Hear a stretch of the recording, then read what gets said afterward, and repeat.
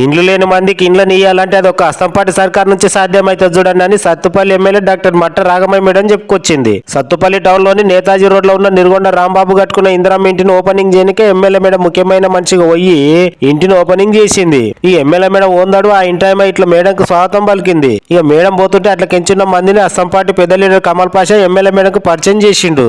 ఇంకింత మంది ఏమో ఎమ్మెల్యే మేడంకు దండం పెట్టి నన్ను కూనం పట్టినవా మేడము అంటని అడిగితే ఓ నిన్నెందుకు కూనం పట్టనమ్మా పట్టినలే అంటని చెప్పింది. ఈ ఇల్లు ఓపెనింగ్ చేసినాక ఎమ్మెల్యే మేడం కి ఇట్లా ఫోటోను గిఫ్ట్ కి ఇచ్చిర్రు.